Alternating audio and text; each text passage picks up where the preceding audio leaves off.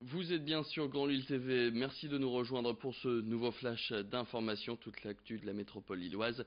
Et c'est parti, on est ensemble pour 7 minutes et on commence ce flash d'information avec la météo pour cette fin de vendredi. On devrait en avoir fini avec les averses pour aujourd'hui sur le nord et le Pas-de-Calais. Par contre, attention aux très fortes rafales de vent. La pluie devrait faire son retour demain dans la journée un peu partout sur la région. Elle sera évidemment accompagnée de nuages, mais aussi de vent, parfois fort. Les prévisions météo plus complètes, ce sera après ce flash. Ce week-end, on prévoit donc l'arrivée d'une tempête dans la région, la première des traditionnelles tempêtes d'équinoxe. Du vent est attendu pour la fin de semaine, surtout ce dimanche. Les explications détaillées de Régis Crépé, le prévisionniste de la chaîne météo, c'est tout de suite.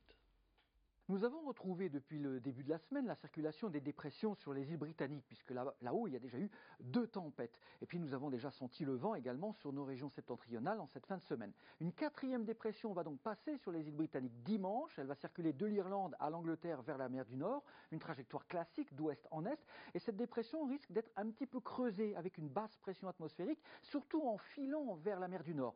Ça veut dire que dimanche, tout au long de la journée, on aura des vents forts le long des côtes de la Manche, plus forts à nouveau au nord de la Seine et en particulier sur la côte d'Opale et sur la mer du Nord. Ça veut dire que les 2 départements du Nord et du Pas-de-Calais seront les départements français les plus exposés à ces vents forts, car au plus proche du cœur de la dépression qui va passer en mer du Nord. On risque d'avoir des rafales entre 80 et 100 km à l'heure dans les terres, au nord de la Somme, et 100 voire 110 en pointe vers les 2 caps, Cap Griné et Blanc-Nez. Donc on va frôler le seuil de la tempête, mais plus généralement dans les terres, il s'agira tout simplement d'un coup de vent, mais ce sera quand même le premier coup de vent significatif de cette saison automnale. On passe maintenant au sport et au football et le LOSC reçoit Nantes. Ce sera samedi à 20 h au stade Pierre-Mauroy de Villeneuve-d'Ascq. Des Lillois 3e du championnat après un excellent début de saison. Ils vont affronter des Canaries 17e de Ligue 1.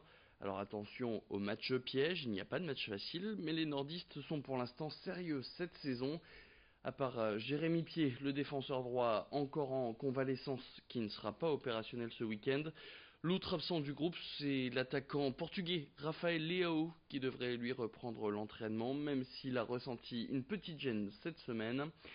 Hier, l'entraîneur du LOSC, Christophe Galtier, donnait sa traditionnelle conférence de presse d'avant-match au domaine de Luchin et c'est Lucille Berthe-Constant qui y a assisté pour nous.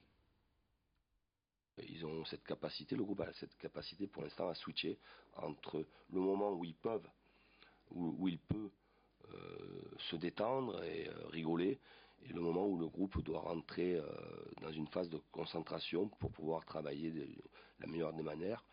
Et voilà, pour l'instant le groupe arrive à faire cela, mais c'est aussi quelque chose que l'on recherche nous au quotidien depuis la reprise. Est-ce que les résultats permettent cette bonne humeur? Oui.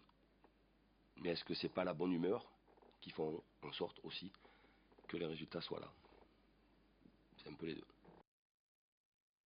Et on passe maintenant au portrait de cette édition, celui de la seule sirène des Hauts-de-France. Son nom, Lexi Mermed, de son vrai nom Alexia Greco. À 26 ans, la jeune nordiste née à Tourcoing a elle-même confectionné sa nageoire et elle anime des séminaires mais aussi des anniversaires d'enfants. Idil Gunay a rencontré Lexi Mermed, la ch'tite sirène, au centre de loisirs aquatiques Tourcoing-les-Bains. Portrait.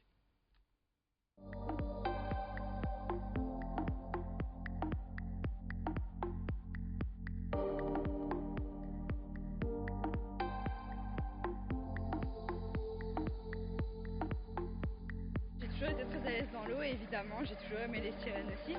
Du coup je me suis renseignée un petit peu et j'ai découvert que c'était une activité qui existait aux États-Unis. Donc je me suis dit alors pourquoi pas tenter de ramener le concept en France. C'est très agréable parce qu'il faut savoir que je fais cette activité en apnée. Et l'apnée c'est vraiment quelque chose de très relaxant. C'est un peu compliqué à décrire tant qu'on ne l'a pas fait, mais c'est vrai qu'il y a un lâcher prise et une très bonne émotion quand on est dans l'eau comme ça, on se sent très libre, c'est vraiment agréable.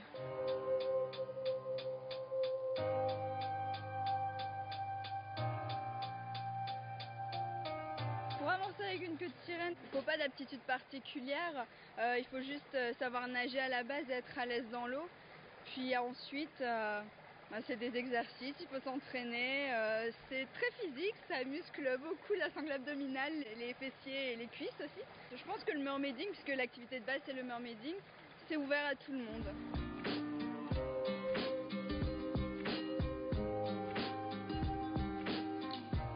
En tant que professionnel, on donne c'est du spectacle, on doit vendre du rêve aux gens. Dans nos mouvements, on doit toujours être élégante et puis avoir l'air naturel sous l'eau. C'est quelque chose qui n'est pas forcément évident puisqu'on n'a ni lunettes ni pince-nez.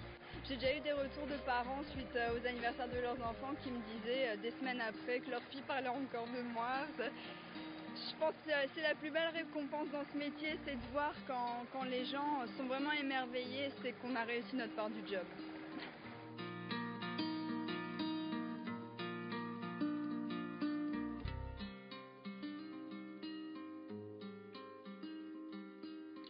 Toute l'info de la métropole lilloise en bref maintenant est le propriétaire d'un immeuble insalubre situé rue du Faubourg des Postes à Lille a été condamné à de la prison ferme cette semaine. La ville et la MEL se sont associés pour poursuivre ce propriétaire peu scrupuleux. Il a été condamné à 6 mois de prison ferme et 6 mois avec sursis, ainsi qu'une amende de 5 000 €. Et puis le bilan de la canicule cet été, nous avons vécu le deuxième été le plus chaud de l'histoire de France, quand même bien loin de celui de 2003 qui occupe la première place du classement.